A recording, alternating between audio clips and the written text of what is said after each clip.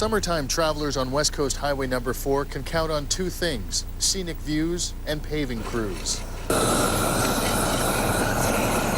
More than 1 million tourists travel this highway each year, and many of them say never again. Bit of an experience coming across that highway. We were struggling to keep it on the road, and a lot of the roads at the side seem to have sunken. I found that the rig at the back was bouncing all over the show. And a lot of the roads drop down, sharp bends. Okay, you're not going at speed, but you can feel the rig bouncing. By the time we got to Fino, we went inside. I'd say 20% of the cupboards had opened.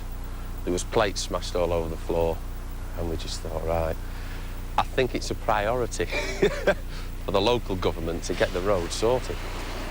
The problem is, when the West Coast Highway was first constructed in the 1920s, it was logged off and then graveled over. In the 1970s, when they repaved the highway, the stumps were left in. Now those stumps are rotting, the gravel is collapsing, and so is the pavement. Which, as we all know, is an old logging road with a cedar stump base, and the cedar stumps are rotting now, so they're giving away, and hence all the up and down action on the road, combined with the narrowness of the highway, that's very tough. This summer, the provincial government spent $4.3 million repaving a 9-kilometer section of the highway. While the effort is appreciated by local leaders, they're quick to add it's not enough. We recognize that everybody's doing their best and that they do have many requests. But this particular highway on the section that you and I are discussing, I believe we'd be hard-pressed to find a worse section of road in this province. And I certainly hope, really, that there aren't any worse than this, because this is really a bad section of highway. With potholes big enough to trap a full-size Caterpillar, local mayors hope to meet with provincial highway officials to plead their case for a greater investment in Highway 4 to retain the scenery but add more safety to West Coast travelers. On Highway 4 near Ucluelet, David Wiwchar, 8 Channel News. An agreement signed with a giant American construction company cements the future of an Alberni aggregate quarry. We'll have the details tonight on Vancouver Island Report. As 8 Channel's David Wiwchar reports tonight, an aggregate quarry will soon pave the way to greater economic certainty in Port Alberni. Take a good look at this hill. In 117 years, it won't be here anymore, as the granite it's built on will soon be beneath homes and highways in California after a deal was signed with American cement giant Cemex. We're approximately 25-30 kilometers out of town from Port Alberni. We're on the west side of the canal. The proposed site plan is to start logging on the first phase here, and then over the next 100 years, the whole mountain will slowly come down. Well, this project will create 70 direct jobs, and out of those 70 direct jobs will be spin-offs to benefit the rest of the community. So it's very important for our nation and other nations involved that this project goes ahead for economic values. The Eagle Rock Quarry is a joint venture between Polaris Minerals and the Wiwchar and Ucluelet First Nations. I believe Polaris came to us about 6 years ago. They had been looking up and down the coast for a good some deposits of sand and gravel and aggregates, and they found this, and they came to us and said, we think this is a potential. What do you think? And so we started looking into it. What does it mean to do a quarry in our territory? What are the environmental impacts? What are the impacts on our rights? With unresolved Aboriginal rights and title hanging over West Coast resources, companies are becoming increasingly aware of the importance of working with First Nations. And that was one of the good things about Polaris, is they always respected our Aboriginal rights and title. So they came to the First Nations that had territory in the area and started consulting with us at a very, very early stage. And they asked us, do you want to go into business with us? And with forestry considered a sunset industry, mining could be the big employer in Alberni, as Polaris plans to ship 6 million tons of aggregate each year to California, putting millions of dollars into the Alberni economy. That's perfect, because when they were first here, they said it'd be 100 jobs, and it'd be all local jobs, and they'll be here for over 100 years. So that's the kind of industry that we need in this community. Although Eagle Rock officials wouldn't speculate when mining might begin, indications are the first blast could happen within the next year. In Port Alberni, David Wiwchar, 8 Channel News. As 8 Channel's David Wiwchar reports, the regional district now has a new plan in place, and it's already getting positive feedback. The long-awaited solid waste management plan was released today, and the Alberni-Clayoquot Regional District has already received positive feedback. I think it's an exciting step forward. What we're seeing today is a real shift in the community's interest and expectations of us as local governments. What are we doing with the residual waste? How are we trying to reduce the amount of waste that goes into the landfill? How are we trying to manage in a better way what actually does go into the landfill? The Alberni Valley landfill has the longest lifespan of any similar site on Vancouver Island, which is a point of pride the regional district hopes to maintain. The Cowichan Valley Regional District was hoping to start moving their excess garbage to Port Alberni, but the new recommendations have trashed their plans. It's quite a surprise to us. We were expecting that after a series of talks that this might go the other way, that they would seriously entertain the idea of allowing us to export our garbage to the ACRD, and in exchange for money, and also partnering with them on getting a new recycling program up and running.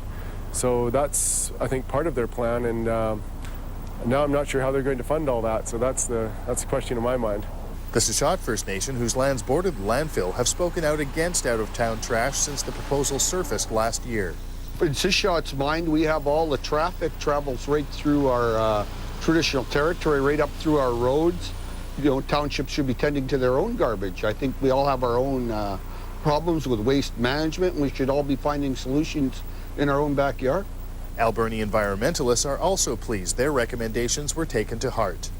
Asking them to be serious about composting biodegradable waste, which make up a quarter to a third of the waste stream. So there's a pretty important resource that we could use and use locally to solve two problems: getting rid of waste and reducing greenhouse gases.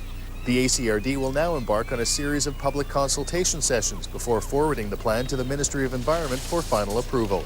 In Port Alberni, David Wiwchar, 8 Channel News.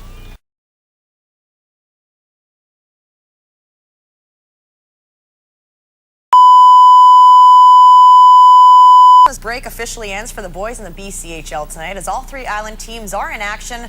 A battle of the valleys at the Big Stick in Duncan as the Cowichan Valley Capitals host the Alberni Valley Bulldogs. But while the Dogs are away, some other kids are going to play at Weyerhaeuser Arena. An international hockey tournament began in Port Alberni this afternoon.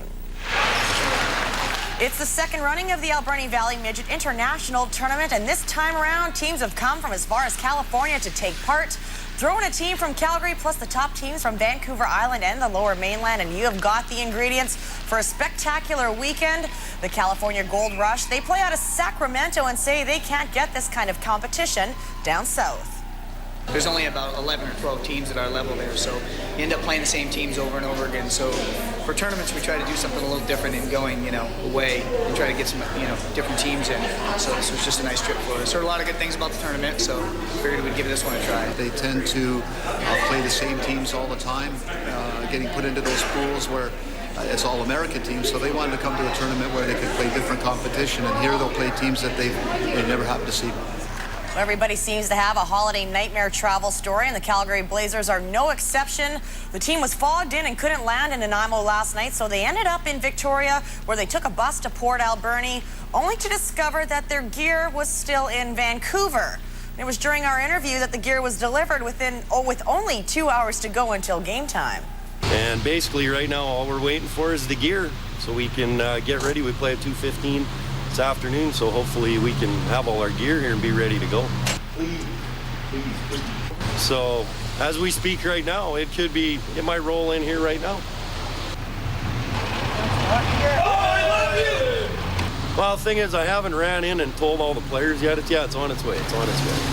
So I got to keep them in the right frame of mind and focus just to play, right, and enjoy themselves while they're here. So fingers are crossed. Just open and wait. We got gear. You can't play without the gear. Well,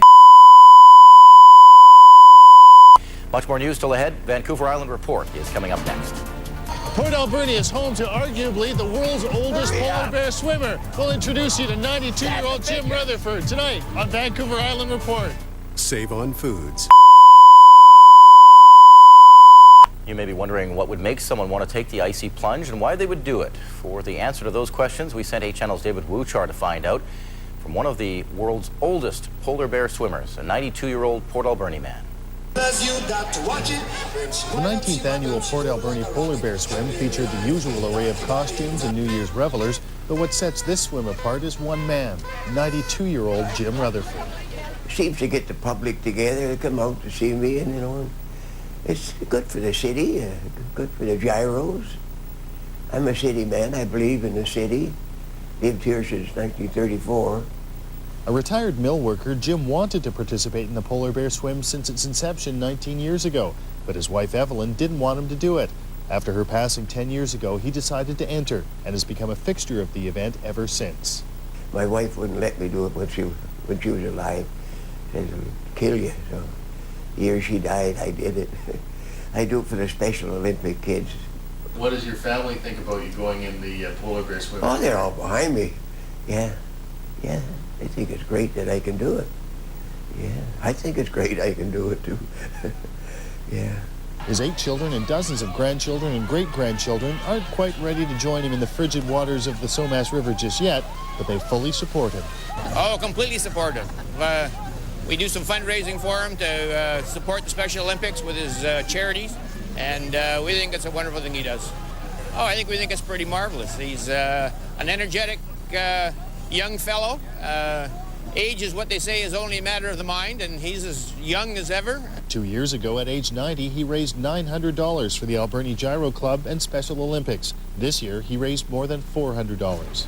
I would say Jim's probably the signatory of this event for us. I believe he's 92 years old now, and he is a special person, let alone the fact what he does for the community and so many things, from Special Olympics to the gyro, polar bear swim, and he's usually one of our biggest contributors as well. Jim says he hopes to do it until he's 100. The people of Port Alberni hope so too. In Port Alberni, David Wiwchar, 8 Channel News. A documentary chronicling Luna's life and death is premiered in Vancouver. And as 8 Channel's David Wiwchar reports, it's being called the definitive film on the wayward whale.